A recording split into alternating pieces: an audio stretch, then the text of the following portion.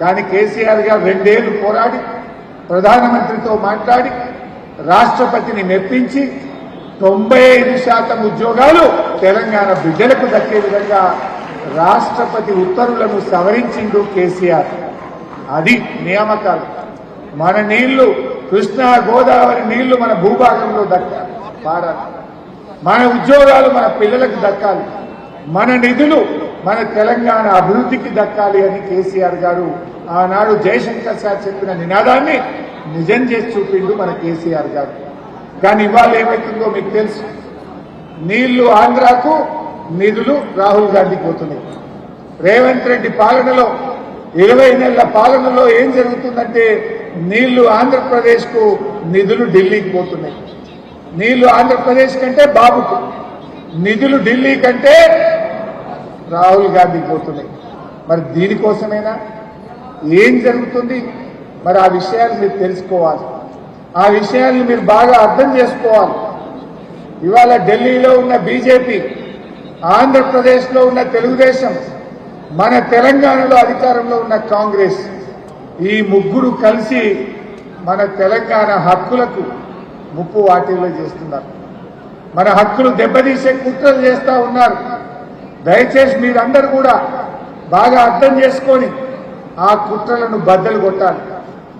అంటే బద్దలు కొట్టాలంటే ఆ కుట్రల స్వభావం ఏంది, ఆ కుట్రల స్వరూపం ఏంది, ఏ రకంగా కుట్రలు జరుగుతూ ఉన్నాయి, దానివల్ల భవిష్యత్ తరాలకు తెలంగాణకు ఎట్లా నష్టం జరుగుతుందో మీకు అర్థం కావాల్సినటువంటి అవసరం ఉంది. మీరు తెలుసుకోవాల్సినటువంటి బాధ్యత ఈరోజు మీ మీద ఉంది. జనరల్గా ప్రజలు ఎప్పుడైనా కూడా ద్రోహం జరుగుతుందని తమకు తెలియనంత వరకు పట్టించుకోరు. ప్రజలకు ఎప్పుడైతే మన హక్కులు దెబ్బతింటున్నాయి, మన నీళ్లు పోతున్నాయి, మన తెలంగాణకు ద్రోహం జరుగుతుందని తెలిస్తే ప్రజలు ఊరుకోరు, తిరగబడతారు. అందువల్ల ఆ ప్రజలను చైతన్యం చేయాల్సిన బాధ్యత మన మీద ఉంది. రేపటి భవిష్యత్ నాయకులుగా, రేపటి తరం యువకులుగా మీరు ఈ జరుగుతున్న అన్యాయాల్ని, వివక్షను మీరు అర్థం చేసుకోవాలి. ఆ వివక్షను ప్రజల్లోకి బలంగా తీసుకుపోవాలి. మన హక్కులు మనం కాపాడుకోవాలి. తెలంగాణ ప్రయోజనాలను మనం నిలబెట్టుకోవాల్సినటువంటి బాధ్యత మన మీద ఉంది. కాళోజీ గారు ఒక మాట చెప్పారు, ప్రాంతేతరుడు ద్రోహం చేస్తే ప్రాంతం పొలిమేరల దాకా తరిమి కొట్టండి, ప్రాంతం వాడే ద్రోహం చేస్తే ప్రాంతంలోనే పాత్ర పెట్టండి అని ప్రముఖ కవి కాళోజీ గారు చెప్పారు. ఇలా ప్రాంతేతరుడు ఎవరు? మనకు ద్రోహం చేస్తున్న ప్రాంతేతరుడు ఎవడు? ప్రాంతం వాడెవడు? సహకరిస్తున్న ప్రాంతం వాడెవడు? మరి ఆ గురు శిష్యుల గూఢపుటానేందో, ఆ గురు శిష్యులు కలిసి ఈ తెలంగాణకు ఎట్లా అన్యాయం చేస్తున్నారో నేను పీపీపీ ద్వారా ఇప్పుడు మీకు వివరించే ప్రయత్నం చేస్తాను. నేను ఎక్కువ టెక్నికల్గా పోను, వీలైనంత వరకు మీకు సులభంగా అర్థమయ్యే విధంగా ఈ గురు శిష్యులు కలిసి తెలంగాణకు ఎట్లా అన్యాయం చేస్తుందో మీకు వివరించే ప్రయత్నం చేస్తా. ఎందుకంటే ప్రపంచ చరిత్రలో మనం చిన్నప్పుడు పుస్తకాల్లో చదువుకుంటారు, మీరు కూడా, నాగరికత ఎక్కడుంటుంది? నీళ్ళు ఎక్కడుంటే నాగరికత అక్కడ ఉంటుంది. సింధు నాగరికత మనం చదువుకునే వాళ్ళం కదా. అంటే నదీ పరివాహక ప్రాంతంలో నాగరికత అభివృద్ధి జరుగుతుంది. ఎక్కడ నీళ్లుంటే ఆ రాష్ట్రం అభివృద్ధి జరుగుతుంది. రేపు అన్నిటికంటే ప్రీషియస్ థింగ్ నీళ్లే.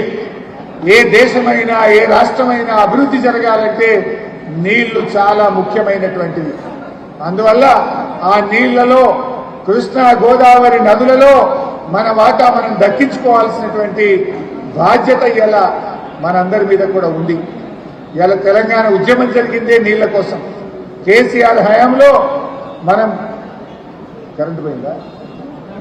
ఓకే, మరి ఫాస్ట్గా చేసి సరే. పీపీటీ స్ట్రక్ అయింది, ఇంకో 5 నిమిషాలు పడుతుంది అంటున్నారు. సరే, ఆ 4-5 నిమిషాలు పీపీటీ రెడీ అయ్యేదాకా నేను ఇంకొక 2 అంశాలు మీ దృష్టికి తీసుకొచ్చే ప్రయత్నం చేస్తాను. సో ఆ నీళ్లకు సంబంధించి మనం జాగ్రత్తగా తెలుసుకోవాల్సిన అవసరం ఉంది. కేసీఆర్ ఎట్లా కాపాడిండు? 20 నెలల రేవంత్ పాలనలో నీళ్లు ఎట్లా ఆంధ్ర ప్రాంతం తీసుకుపోతా ఉంది. గోదావరిలో ఏమైంద్రబాయ్ మైక్ గోదావరిలో నీళ్లు ఎట్లా ఆంధ్రాకి పోతున్నాయి, కృష్ణాలో మన నీళ్లు మనకు దక్కకుండా ఎలా పోతున్నాయి, ఈ విషయాలన్నీ కూడా ఈరోజు మనం అర్థం చేసుకోవాల్సినటువంటి అవసరం ఉంది. సో రెండు కూడా మీకు వివరిస్తా. ఈ మధ్య గోదావరి బనకచెర్ల చర్చ మీరందరూ టీవీలో చూస్తున్నారు. ఏంటి గోదావరి బనకచెర్ల? మరి గోదావరి బనకచెర్లలో తెలంగాణకు జరిగే నష్టమేంది, తెలంగాణ ఎట్లా తమ హక్కుల్ని కోల్పోతుంది, అది ఇవాళ మీరు అర్థం చేసుకోవాలి. ఈ మధ్య మన గెల్లుసీన ఆధ్వర్యంలో విద్యార్థి విభాగం యూనివర్సిటీలకు పోయింది. అద్భుతంగా యూనివర్సిటీల్లో వెళ్లి కాలేజీల్లోకి వెళ్లి విద్యార్థి విభాగ నాయకులు గోదావరి బనకచెర్ల మీద మీరు బాగా వివరిస్తా ఉన్నారు. ఇంకా లోతుగా మీరు అర్థం చేసుకోగలిగితే చక్కగా మనం పిల్లల్ని ఎడ్యుకేట్ చేసి రేపు పెద్ద ఎత్తున ఉద్యమానికి శ్రీకారం చుట్టాల్సినటువంటి అవసరం ఉంది. మిత్రులారా, ఆ పీపీటీ వచ్చే రేపు ఇంకొక వేరే ఒక టాపిక్ మాట్లాడుకొని పీపీటీ రాగానే రెడీగా 2 minutes ఓకే. పీపీటీ రాగానే మనం ఇంకో టాపిక్ మాట్లాడుకుందాం. అయితే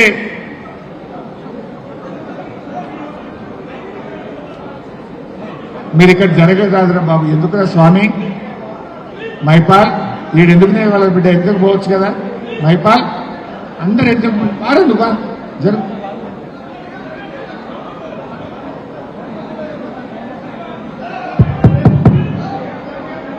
రెడీ?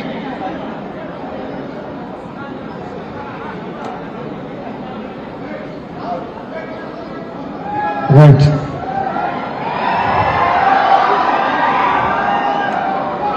గోదావరి బనకచెర్ల ఏంటి? గోదావరి నీళ్లను శ్రీశైలం బ్యాక్ వాటర్లో పోతిరెడ్డిపాడు హెడ్ రెగ్యులేటర్ తర్వాత నిర్మించిన క్రాస్ రెగ్యులేటర్ పేరు బనకచెర్ల. ఆ బనకచెర్ల దగ్గర 4 క్రాస్ రెగ్యులేటర్స్ ద్వారా పెన్నా బేసిన్ రాయలసీమ జిల్లాలకు నీళ్లు తీసుకుపోయేటువంటి క్రాస్ రెగ్యులేటరే బనకచెర్ల. అంటే గోదావరి నీళ్లను రాయలసీమకు తీసుకుపోయే ప్రాజెక్ట్. ఆ బనకచెర్ల క్రాస్ రెగ్యులేటర్లో ఈ నీళ్లు వదిలిపెడితే అక్కడి నుంచి రాయలసీమ జిల్లాలకు నీళ్లు తీసుకుపోయే ప్రాజెక్టు గోదావరి బనకచెర్ల. నెక్స్ట్ ఏంటి ప్రాజెక్టులో వాళ్ళ ఉద్దేశం ఏంది? రోజుకు 2 టీఎంసీల నీళ్లను పోలవరం ప్రాజెక్ట్ నుంచి బనకచెర్లకు తీసుకువెళ్లి ఒక 200 టీఎంసీలను మళ్లించేటువంటి ప్రాజెక్టు. దానికంటే ముందు ఒక పాయింట్ మీరు బాగా అర్థం చేసుకోవాలి. ఒక నది, ఏ నది అయినా వివిధ రాష్ట్రాల గుండా వివిధ దేశాల గుండా ప్రవహిస్తూ ఉంటుంది.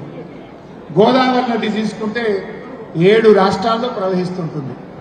మహారాష్ట్ర, కర్ణాటక, తెలంగాణ, ఆంధ్రప్రదేశ్, మధ్యప్రదేశ్, ఒరిస్సా, కొంత ఛత్తీస్గఢ్ కూడా వస్తుంది. సో ఇన్ని రాష్ట్రాల్లో ప్రవహిస్తే ఆ నదీ జలాలను ఎలా పంచాలి? మన ప్రపంచవ్యాప్తంగా కానీ మన దేశంలో కానీ నదీ పరివాహక ప్రాంతం ఆధారంగా ఆ రాష్ట్ర అవసరాల ఆధారంగా ట్రిబ్యునల్స్ నీళ్లను పంపిణీ చేస్తాయి. ట్రిబ్యునల్ అంటే ఏంటి? కేంద్ర ప్రభుత్వము రిటైర్డ్ సుప్రీంకోర్టు జడ్జిల ఆధ్వర్యంలో 3 సభ్యులతో ట్రిబ్యునల్ ఏర్పాటు చేస్తారు. ఆ ట్రిబ్యునల్ అన్ని రాష్ట్రాల వాదనలు విని ఏ రాష్ట్రానికి ఎన్ని నీళ్లు హక్కుగా వస్తాయో ఆ హక్కులను కేటాయించేది ట్రిబ్యునల్. ఆ ట్రిబ్యునల్ యొక్క ఆర్డర్ సుప్రీంకోర్టు జడ్జిమెంట్కు సమానము. ఇది భారత రాజ్యాంగంలో చెప్పబడ్డది. ట్రిబ్యునల్ ఒక్కసారి అవార్డు చేస్తే, ట్రిబ్యునల్ రాష్ట్రాలకు నీళ్లు కేటాయిస్తే ఆ ట్రిబ్యునల్ అవార్డు సుప్రీంకోర్టు జడ్జిమెంట్కు సమానం. గోదావరి నది మీద కూడా 1980వ సంవత్సరంలో బచావత్ గారు, ఆ జడ్జి గారి పేరు బచావత్, 1980లో ఆయన గోదావరి అవార్డు పాస్ చేశాడు. 80లో గోదావరి అవార్డు పాస్ చేసినప్పుడు మనం ఆంధ్రప్రదేశ్లో ఉన్నాం, తెలంగాణ ఏర్పడలేదు. ఆ రోజు ఆయన ఏం చెప్పాడంటే మహారాష్ట్ర తర్వాత కొన్ని నదులకు సంబంధించేమో remaining waters belongs to the state of Andhra Pradesh అన్నాడు.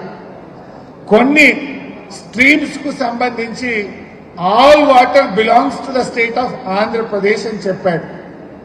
సో ఆ రోజు ఆంధ్రప్రదేశ్గా చెప్పాడు. ఆ ఉమ్మడి ఆంధ్రప్రదేశ్లో 968 టీఎంసీలు తెలంగాణకు గోదావరి నదిలో మనకు జీవోలు ఇచ్చారు. 968 టీఎంసీలకు వివిధ ప్రాజెక్టులకు ఉమ్మడి ఆంధ్రప్రదేశ్లో నీళ్లు కేటాయించారు. మనం ఆ 968కి ప్రాజెక్టులు రూపకల్పన చేసుకున్నాం. మరి ఇప్పుడు ఆంధ్రప్రదేశ్ ఏమంటుంది, ఈ 200 టీఎంసీలు అదనంగా వరద